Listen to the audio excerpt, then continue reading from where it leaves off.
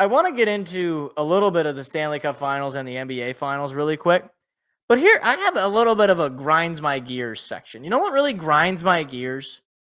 The people scheduling these games. All right. First of all, for whatever reason, these networks do not want to do hockey, basketball, hockey, basketball, hockey. No. Instead, what they want to do is hockey, 3 days off, basketball, 1,000,000 days off, basketball, 5 days off.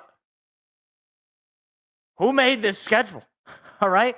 What I like to be able to do is, okay, it's a Monday night. All right, I can watch the hockey game, and then on Wednesday I can watch the other hockey game. Right? No, you can't. In fact, you get to watch it on Thursday night. Why is it on Thursday night? Well, because the basketball is on Wednesday night. Well, okay, the basketball's on Wednesday night, so that must mean that I probably got a basketball game on Saturday night, and then they travel for a couple of days. No, because you don't get you get the basketball game on I don't even remember. Do they have a basketball game on Friday? I actually don't even remember. It's ridiculous. Who is scheduling these?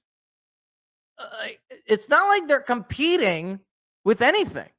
like it's the summer. Well, it's not the summer just yet. It's still the end of spring. But they're not really competing with baseball for views, right? I mean, it's for one, most of the baseball games are going to be on your local network anyway. But then it's TNT and ABC. So it's two national networks. So there's not a point where I don't understand. Who is making, and then the day of the games, okay, that's its own little issue, all right? I wouldn't have as much of a problem with the days of the games if it wasn't for the times of the games. And maybe this is just me being an old man, and feel free to say old man in the comments, in the chat, whatever. They got to start these games before 8 o'clock, all right?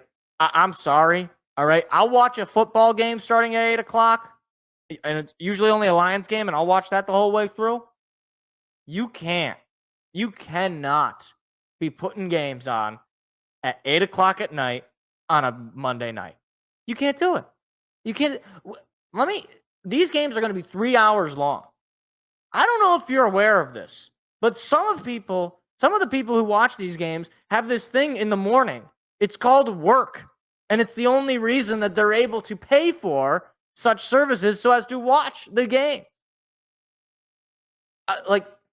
What I will hear is, well, in the case of, I guess, both these, well, they're not just beholden to the Eastern markets. You know what I say?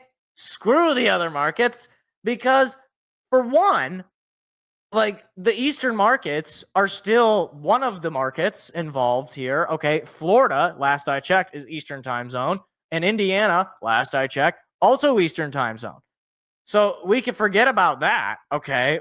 That's already thrown out. But secondly, if you start the game at 7 o'clock, all right, that is 6 o'clock Central. I don't know where Edmonton is. I'm pretty sure they're Central. I'm not even sure, okay? That is 6 o'clock. Is that really asking that much? Okay, it's not like we're dealing with the LA Kings or the San Jose Sharks or, any of these teams are on the West Coast where, okay, sure, you start a game at 7, people are still working at that point. That's not what we're talking about. But although I do find it funny how you can't do that. People are still going to be people are going to be sleeping on the other end. So you're either going to get people leaving work a little bit earlier, which people are going to do anyway, to go watch the sporting event, or you're going to get people turning it off because they don't want to go to bed because they got to get up early the next day. Neither of my teams are involved. Okay, the Red Wings are the joke of a franchise, and the Pistons already got eliminated, all right? And yes, I did watch those games when the Pistons were on. I regretted it the next day, especially when they lost, and I was tired and, trying to stay focused at work, but I was already upset because my team lost, and then also I'm tired because I'm tired, and I stayed up at 11 till 11 at night watching a basketball game. It's ridiculous, okay? First of all, the kids can't even watch it. So if you want to say, oh, well, kids stay up late, kids aren't watching that. Some of these games were going on when school was still happening. So forget that. And secondly, whatever happened to being able, I remember growing up, and this is more of a, I don't have too many memories of this. I remember growing up, we used to get all the families in the neighborhood. We'd go and we'd watch the Stanley Cup game, and we'd be able to pretty much watch the whole game. And I was a pretty young kid when the Red Wings were in the Stanley Cup. Now, I mean, maybe I watch like a period or a period and a half. I can't do it. And I don't think most of these kids can do it. They already have attention deficit disorder. They already need, Subway Surfers playing in the corner in order for them to focus on anything.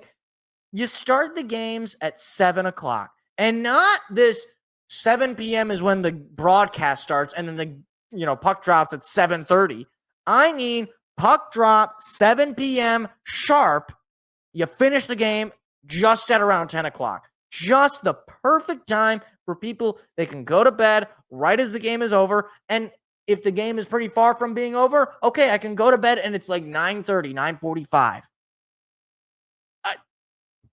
Maybe this is just old man, but it's ridiculous that games are starting at 8 o'clock, let alone I think one of the basketball games started at 8:30. 8:30? What do you think? Like, this has to be hurting viewership, or maybe I'm just crazy. I don't know. Let me know. Am I the crazy one? Because I feel like this is the most passionate I've been about a lot of sports topics in a very long time. This is one of my biggest pet peeves. So you know what?